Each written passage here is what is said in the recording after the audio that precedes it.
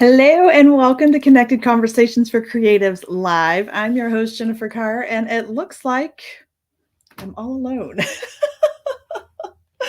I have a guest who is supposed to be here. Oh, here we go. Hey, Jordan. Hi, How are you? good. Excellent. Well, my name is Jennifer, and let's see. I am going to get us squared away here. As you can see, this is my really fancy setup for TikTok streaming. All right. I want to put you on the screen. I'm not going to lie, this is my first time using StreamYard. I was using, oh my goodness, what was I using? I was using Restream, and they wanted to start charging an arm and a leg. And I said, no, thanks. And so we are, there we go. So I'm still learning the ins and outs of StreamYard, but I'm so glad you're here this evening. How's it going? Good. Okay, great. Um, Real quick, tell us a little bit about yourself and just so we can get to know you because we've never met before. This is one of those things where um, you sent me an email and I was like, hey, let's hang out. It'll be great fun. So tell me a little bit about yourself. So like I'm a I'm not a professional writer in any way. It's just something I do as a hobby to have fun and be creative. I started writing very sporadically as going far as back as when I was in college. I did a creative writing class, and I was learning to set how to write my own short story. And when I did that, I had this moment like, oh wow, I actually wrote this, and I'd even at that point didn't even care if that was just that was for a class. I feel like this is something I could have written by myself if I had the time. Looking back, it was that story. From what I remember, was okay. I think I've definitely grown as a writer over the last few years, but uh, that was the moment where I thought, man, if I had more free time, I'd love to do this just for fun. And then I have started doing that last 3 years, and I'm a huge fan of storytelling in any way, in any media. And I love how stories can be challenging. I love how the different twists they can take, and I just love the process, and I love artists who can create these stories and create these ideas. And I always wanted to do that. And there was a moment where I'd say 3 years ago when I wrote this. I want to write a short story just by myself, and then maybe share it on the internet as much as possible so anybody could look at it. Then I had this idea of wanting to create like an animated web series based on the story, but there's two problems with that. One, that would take years, like 3 years up to now, to get that thing done. If it was like the story had say 10 chapters, and there'd be like 10 episodes for the story. So it'd take 3 years for that one thing to get done, and I've made many stories in that span of time instead. And two, that would cost, this is a big one, that would cost a lot of money that I didn't have.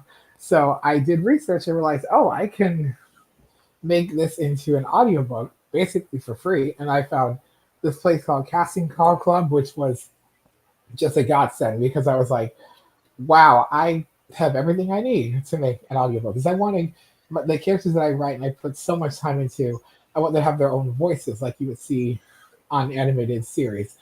And I was able to find all these incredible voice actors. And I reached out to them through casting call, said, hey, I heard your demo. I think it'd be great for, sometimes I would say, I would like you to audition for as many characters in this story idea that I have that I want to make into an audiobook. Or I would say, you can audition for any character, but there's this one or two characters I really think you'd be a good fit for based on your demo. And then I would hear back from them, said, sure, I'd like to audition. And then I looked through all the auditions and cast who I think is the best. And it's funny because I realized that, oh, I'm like a voice acting director because I'm directing people of how I want the characters to sound. And so the first story I wrote where I had that idea to make an audiobook was something called Zane the Demon Prince, and I put my whole heart and soul into it. And I'm so proud of the story as it was. And then the audiobook was finished, I want to say November of 2020, I think it was. And I just remember feeling like, no, it was November 2021. And I remember feeling like when I listened back to the whole thing, beginning to end, I almost cried because the story I put so much into, but the characters and everything, and the fact that I had this crazy idea to make an audiobook because I wanted voices by my characters, but I didn't think it would ever happen. I actually made it happen.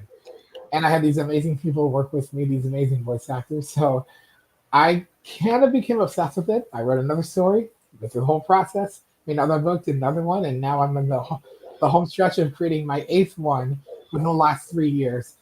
And like seeing the Demon Prince, and I mean, I love them all, but like seeing the Demon Prince and one other one, this one, I really put everything I had into it. I wanted the most intense, emotional, compelling story I could, and the voice actors I found were all perfect. So that most episodes for that one are out, and hopefully by Christmas the whole thing will be done. It's been a uphill battle to get this thing done with people getting sick, realizing they don't have the time to do it after all, finding audio engineers who know what they're doing and can make this happen with their tight schedule. But finally, it's almost done, and I just had so much fun doing this.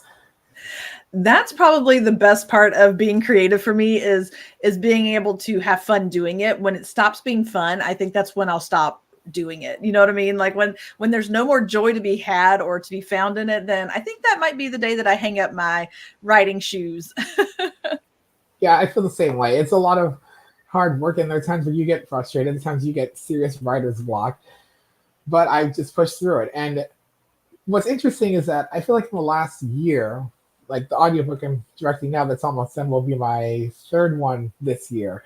I feel like it's not just about me anymore. I mean, these are the stories I wrote. The whole, it's a script. I wrote the whole story. It's my, it's mine. But at the same time, working with all these voice actors and people who find music, make their own music for it, and the audio engineers who are the voice actors, are the most important people to put it all together and make it sound good. It's not just about me; it's about everyone involved, and I want all these voice actors. I mean, I've never had any desire to be a voice actor, an actor, professional writer, director, anything. I'm just a fan of art, of the arts, of creativity. So the last 3 years, I've kind of really taken a step to put my stuff out there. And again, it's not now. It's just not just me. It's all these amazing voice actors I've worked with, and I feel like I want to help them get into the industry because even as a fan, I know how extremely competitive the voice acting industry is, especially in the pandemic, which has kind of been a double-edged sword the last couple of years. A lot more people have the opportunity to get into it. They don't have to live in one place anymore, which is great, but now it makes getting into the industry even harder. So I feel like I would just want to do anything I can to help them get their names out there. And I definitely am a strong believer that like drama, comedy, voice acting, or any kind of acting, it's all legitimate. Take a look at one of the greatest ever, Robin Williams. He could be this is Sapphire, or he could be in Good Will Hunting, which won him an Oscar. For me though, all my stories, you better get a lot of tissue boxes for my stories. And they are very emotional and intense. They're all about for me, any story, the most important thing is character. It's all about the characters, their relationships, what they go through, the interaction with other characters. And on one hand, my stories have things like loneliness, loss, grief, anger, revenge, guilt. That might be and guilt and shame. That might be the hardest one. But on the other side, there's strength, there's resilience and hope and friendship and love with friends, family members, maybe romantic love. And it kind of is it's kind of a metaphor for the world in general, going back and forth between dark and light. You can't really have one without the other, and finding the strength to power through that. And man, these voice actors, what they do, they can convey that so well with just their voice, just the description of the character, and go from there. And any director, their dream is to work with people where you don't really have to direct them. You kind of give them the bare bones of what you're looking for and some additional information, and they just go. It's not like you have to stop them every few sessions or something. Like almost every time, every step, you have to stop. Like, okay, this is actually what the character sounds like. This is what I'm looking for. Where you're like, do they even know what I'm trying to say? I'd say 95% of all the voice actors I've worked with know exactly what I'm looking for based on the description of the character in the auditions and casting call, and I go from there. And I don't really have any question they can ask me. I can answer anything, but it's not like I have to check in. I'm like, hey, this session you did for this episode, can you probably do this over because you just weren't getting the character? Like they kind of know where it is from the beginning, which is definitely it's a relief for me to know that I cast Oh yeah. my people. Oh, for sure. And I'm going to go back to where you started there. The reason I even started my podcast was because I was a new author who was like, I don't know where to start. I don't know where to find the resources and that kind of thing. And so I started this podcast, one, selfishly, so that I could find the resources that I needed, but two, because I knew I couldn't be the only author out there or new author out there going, where do I find a book cover designer? Where do I find an editor? How do I get into a publishing house? All these questions that come up. What's right for me, self-publishing or traditional publishing? And so I started this in a way to network. And I have learned so much just in the last year and a half from all of the people that I have networked with. I think I've done almost 100 interviews with people, and every single one of them has taught me something new or different or encouraged me in some way, shape, or form. So I love that you also are excited about getting involved with other people and pulling them into an industry that is kind of hard to break into, like giving them that opportunity. Because I would want somebody to take a chance on me, right? Like I would want somebody to say, hey, you have potential. I see that potential. Let's do something with that potential. So I think that's really great of you to be a part of that process. So kudos to you on that. And then also I agree 100% that to me, a good story starts with really good characters.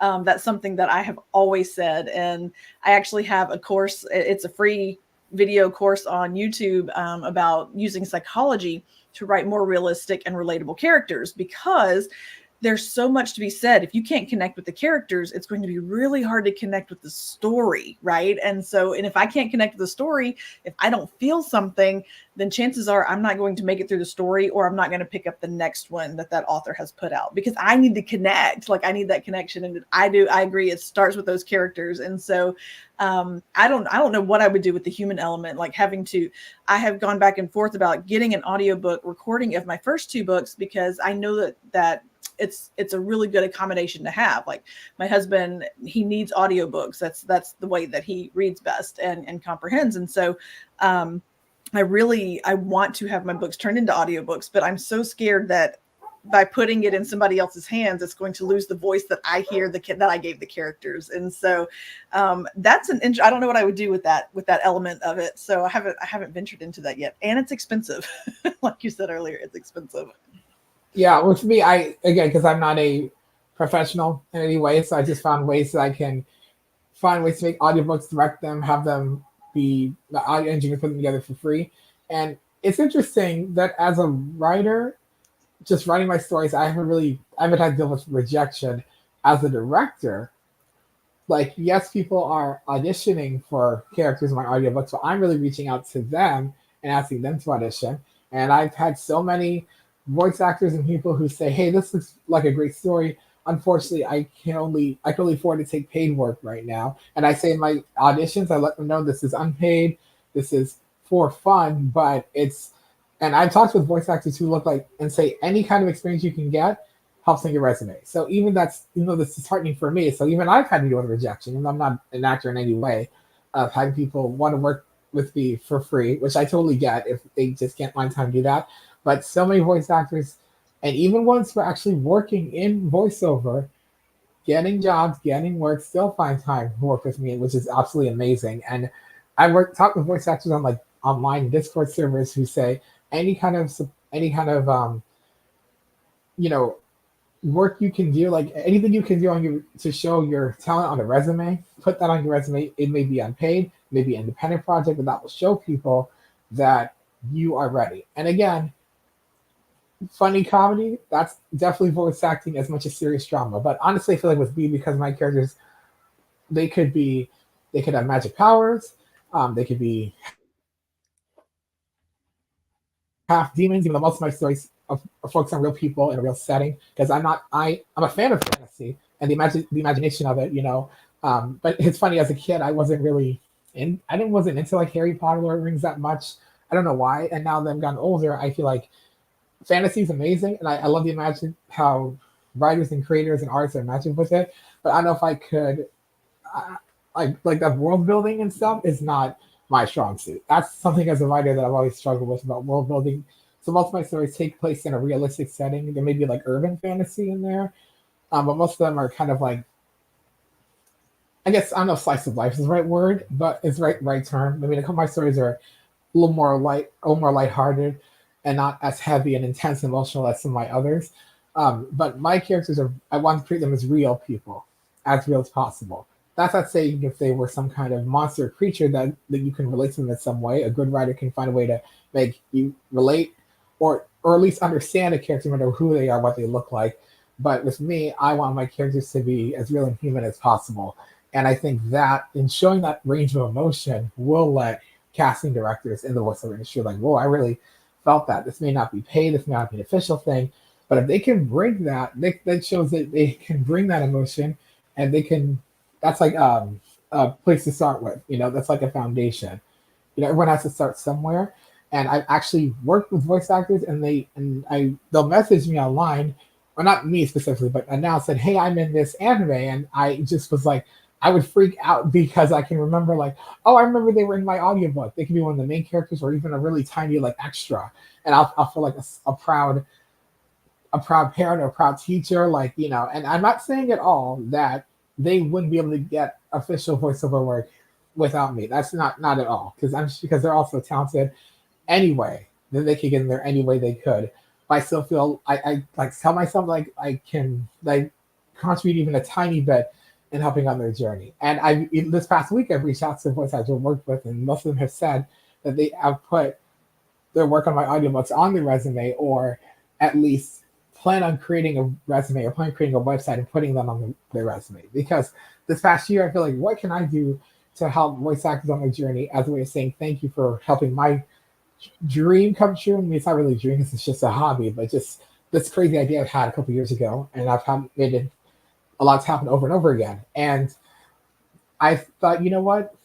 Because again, it's extremely hard for me in the industry. I could just sit here and be like, man, it's a shame that more people don't know about these voice actors I've worked with, because I know how talented they are. Instead of just complaining about it, I could actually do something. So I had this another, again, a crazy idea, but I went for it, about reaching out to directors and studios of anime voiceover studios like Crunchyroll, Sentai Filmworks, Viz Media, Aniplex, and say, hey, I'm Jordan.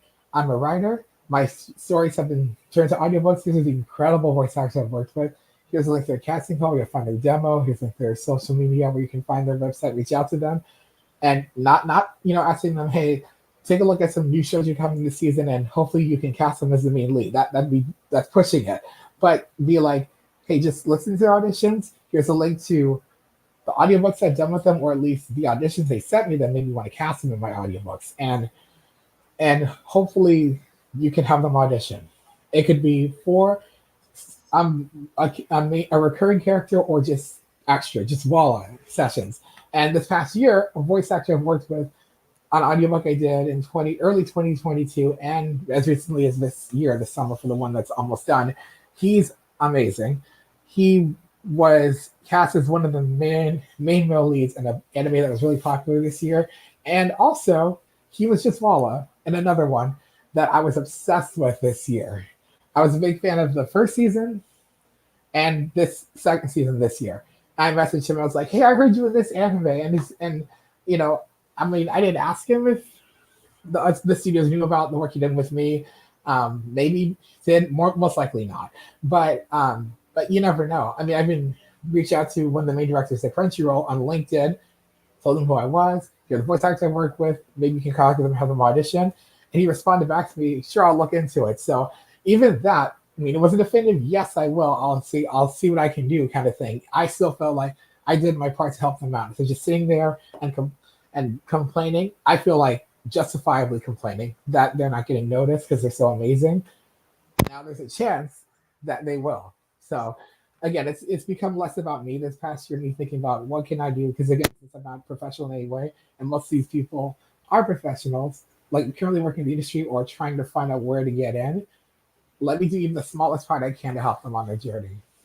All right. Now, so what I'm hearing is you're clearly a lover of the arts because you have to write stories and you like to create the audiobooks. But what I'm hearing is that you might actually make a fantastic agent for some of these audiobook narrators and voice actors who are looking to get into the business. And so have you ever considered that as maybe a line for your career?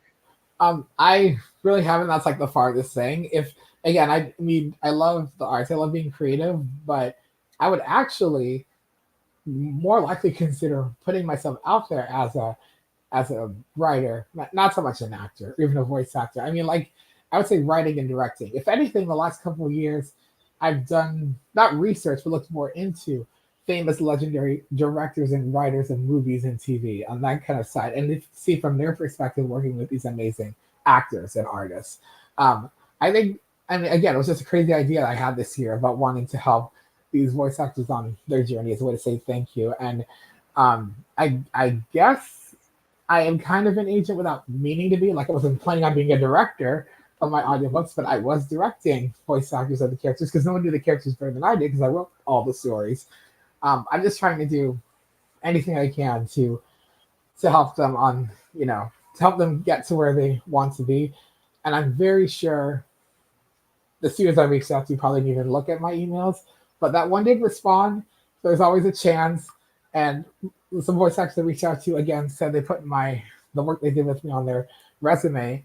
So maybe that will lead to something. So I don't know. That hasn't really been a thing. Again, I'm just doing this as a way to be creative that I wouldn't be able to have in my job or my personal life. I have all these story ideas, and I just had to get them out somehow before I lost them. Even if I was just writing them, I even had an idea of making an audiobook, just writing them for myself. But because again in the beginning, I had this idea. I'm going to write these stories. I have all these ideas. I'll write a full story and I will put it out online, just as many people can read them as they want and enjoy them. And then from that came, I want my character to have voices. And then I couldn't make an animated web series, so I made an audiobook. So it's always just been a hobby, but it's turned to something so much more than I could have imagined. That's fantastic. So when you write, do you write in story form or do you write in script form? Are you writing scripts or are you writing stories?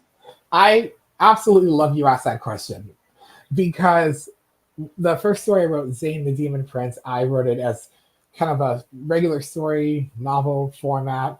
Um, and then the second one I made an audiobook of that, and I couldn't believe that this crazy idea I had actually happened. So I did it again for the second one, which was called Blood and Flowers, and I wrote it as a script. I wrote it as a novel, and then there was a third one after that called Shooting Star, which was shorter.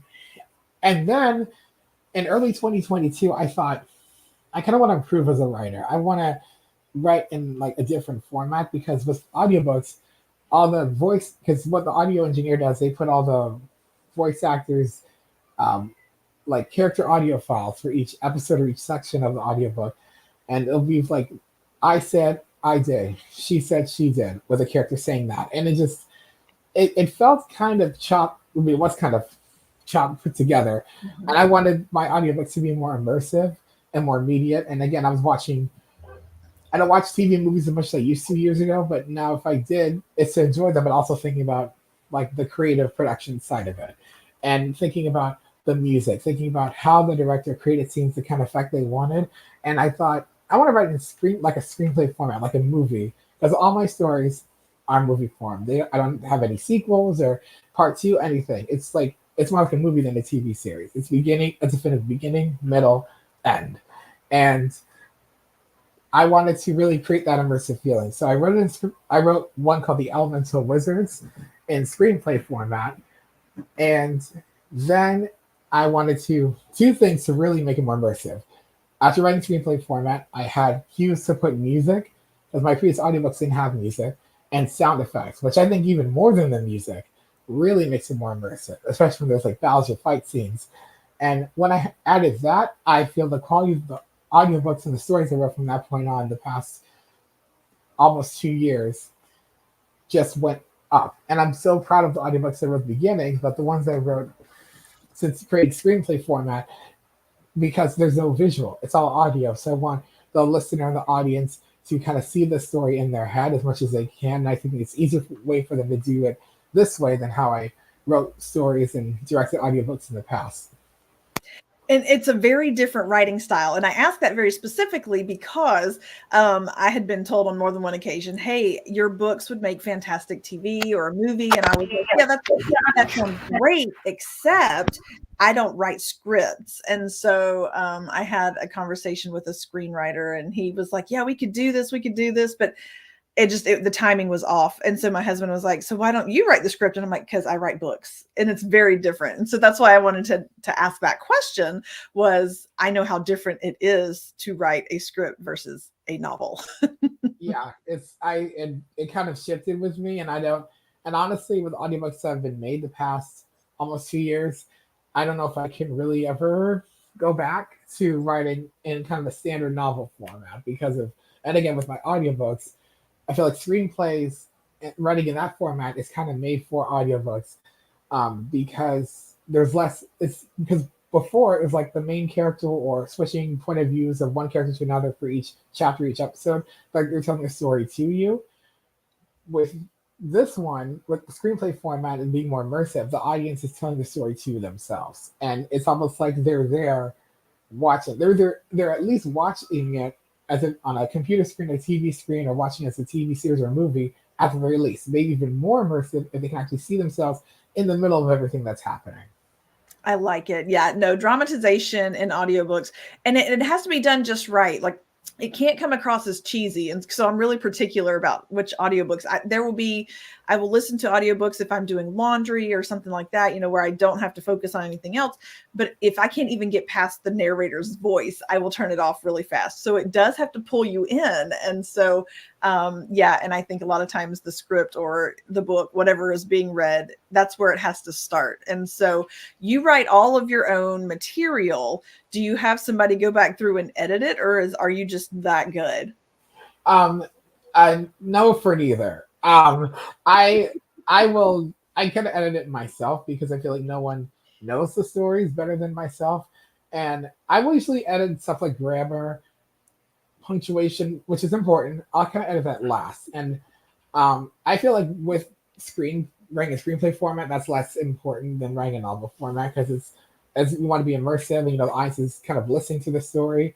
I'll include like a Google Doc of the audiobook, like even going as far back as making a casting call for auditions so the voice actors can have a script to go by, and then attach that to when the audiobook is done for the audience. But yeah, I edit either like as I go or I don't. Like I will edit, it depends either as I go or at the end. I What I usually do is with audiobooks, I'll edit the script at the end of each episode. And like again, like now with grammar, punctuation, that's important, but I kind of leave that last. And I, as far as like, I don't edit like plot, things like that because that's so important. And I have a clear idea of what I'm gonna write, how I'm gonna write it, where everything's gonna go, where the plot elements are gonna go. I don't do that as I'm writing. I kind of create that first and have a clear mind because I'm such a planner that I want to have everything planned out, not to be like, oh, what do I put in this story now? Reach a roadblock. I don't know what to put in the story here because I've had moments of intense, serious writer's block, writing my stories that would become audiobooks to the point where I'm like, I don't know if I can do this. And I looking back, I realized it's because I wasn't really prepared. That makes sense. And I am such the opposite when it comes to writing that I don't make a plan. If I try to sit down and make a plan, I will immediately get frustrated. And so I'm what they call a pantser, and I write by the seat of my pants. Like whatever happens in my head is what comes out on the page. And so good for you because you know what works for you, and that's what you sit down and do. Okay, so my next question is if you could have anything happen in the next year, right? We're coming to the end of this year. If anything could happen next year, what would you want to see happen with your work? Um, I guess maybe to make at least one more, write at least one more full story, make at least one more audiobook because as writers we have so many ideas, and many of them don't stick, and some of the ideas like oh that could work, and some ideas are like no that's just won't work. Sometimes it's as simple as the idea is stupid, but more likely than not for me, it's that okay, this looks like it could work, which this happened recently. Sounds like this could work, but it also sounds like way too similar to other stories I've written. How do I make that new and different and fresh? Do I even want to?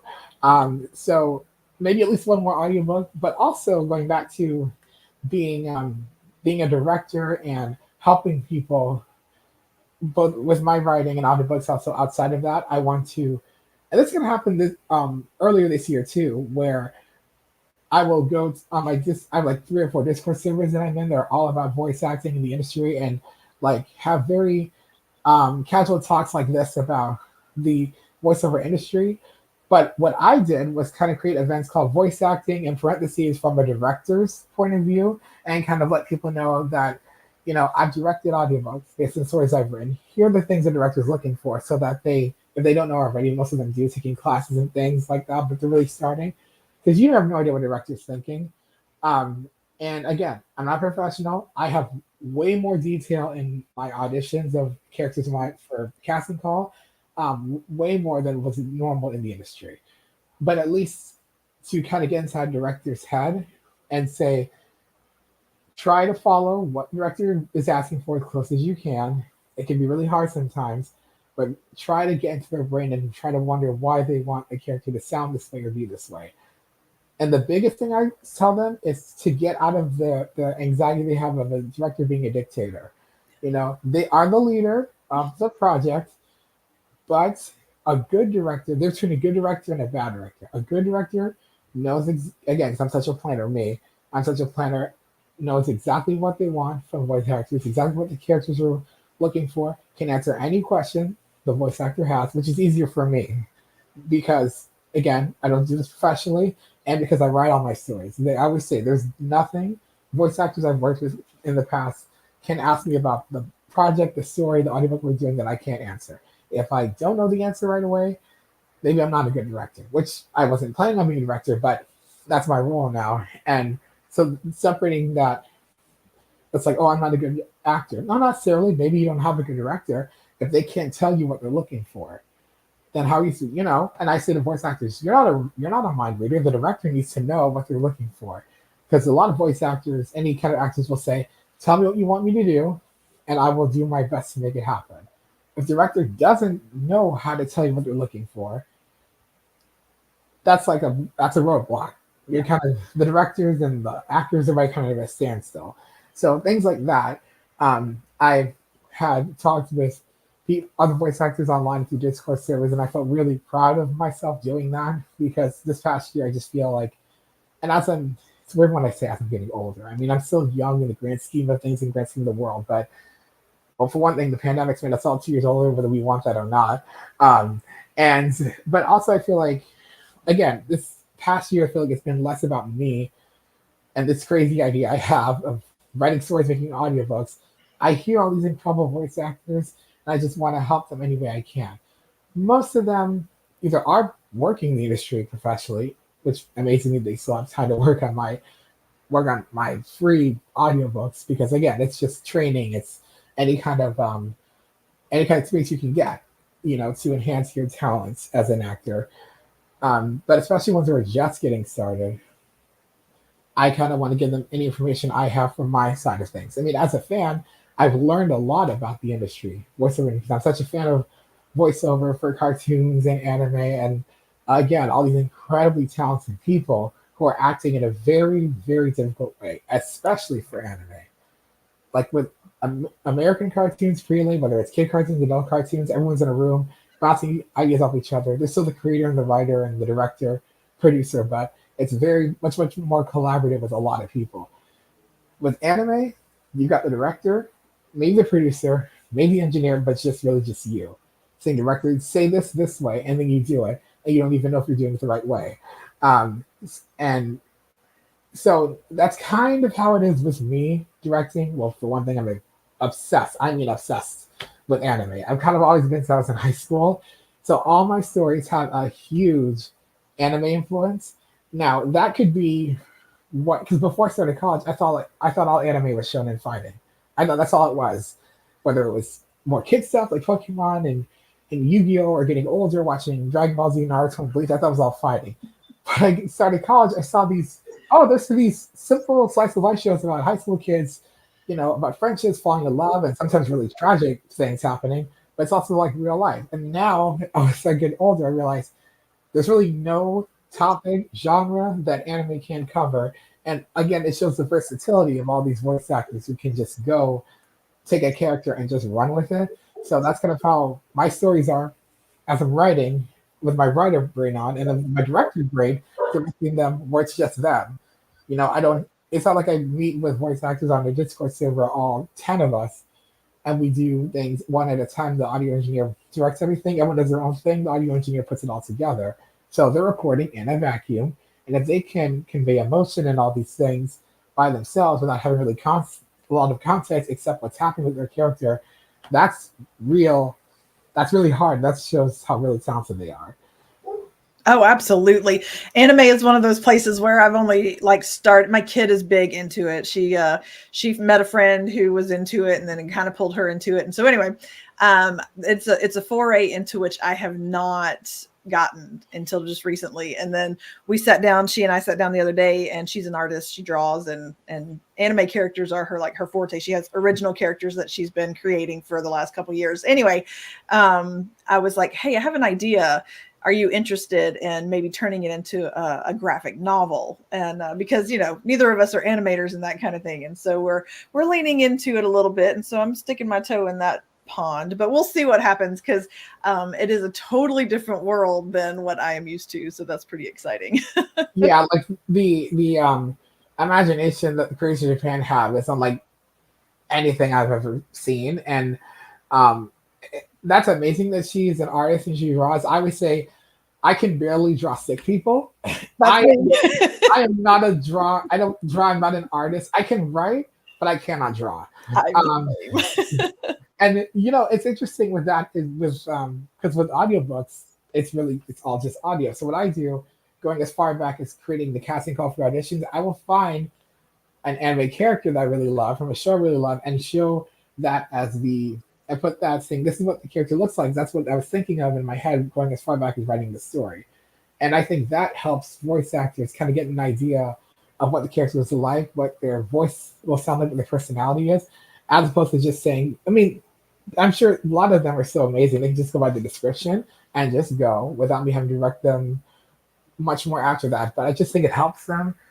And then I'll even like find clips of the character in the show online in the English translation, where it's like, okay, not saying you have to sound like this voice actor of this character, but to give them to be in the ballpark of it. Like for Zane the Demon Prince, looking back, it's so funny.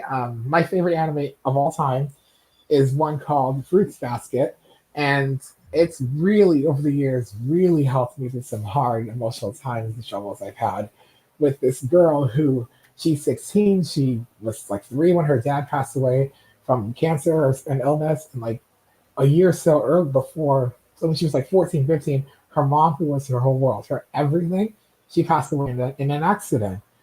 And despite all that, she still is so positive and happy, and it's always really affecting me. Think about like all these little problems I have. Like at least my parents are still alive. I've never been through anything like that before, and yet she's still so optimistic. So the character Melody, who's a love interest of that, was completely inspired by that character. And the voice actress, she took the idea of that character. I can tell she did her research. I'm sure she watched the show and just went with it. And I don't mean this in a negative way at all. Quite the opposite.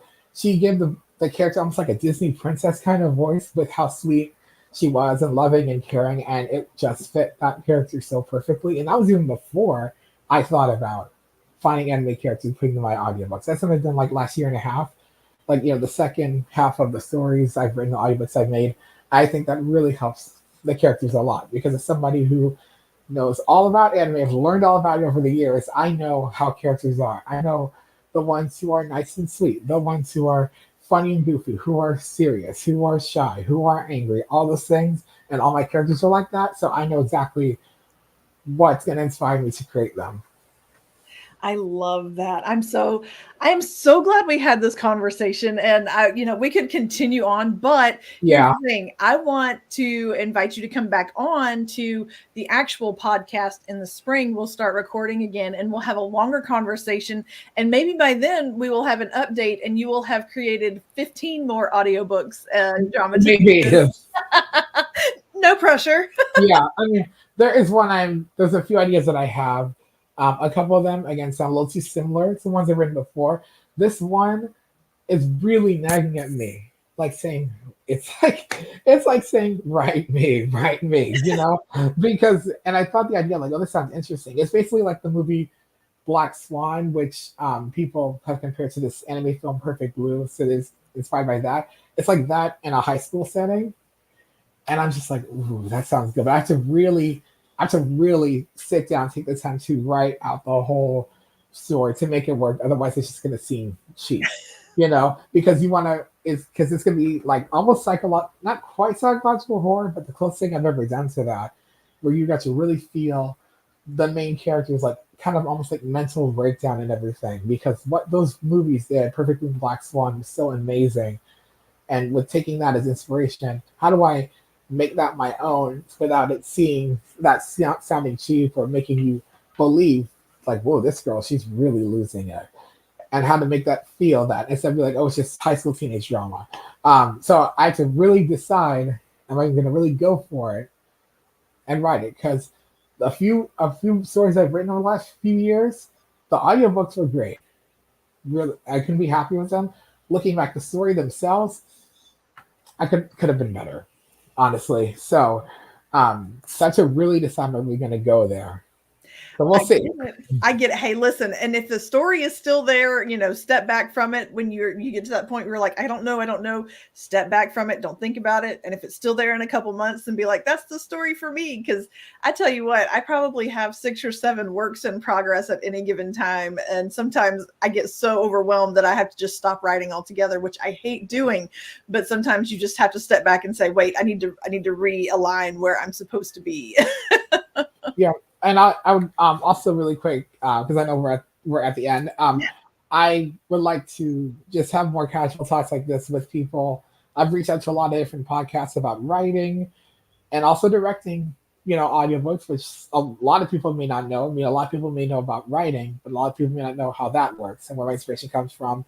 And also maybe this kind of like the idea of being a singer songwriter and then you write songs for other people where I'll like write a story, like write a script for someone. They have like the idea of something, they just want a co-writer to help them fill in everything in between and kind of flesh out the characters. And there's one I kind of submitted my audition I submitted my writing and audiobooks I've worked on to help someone write this idea they have, which is kind of like a modern take on like it's kind of like a modern take on like superhero TVs and movies like X-Men and Blade 2. I'm like, oh, this sounds interesting. This sounds kind of like something I would do, and that was really what got me. Like, this sounds something I would do if I'm not really sure where I'm going to go with my own writing and my own audiobooks. If I'm not sure where I go from here, then make a bit of pause on that and take that and think about and kind of like it's someone else's story that I'm writing with them, but I'm also putting in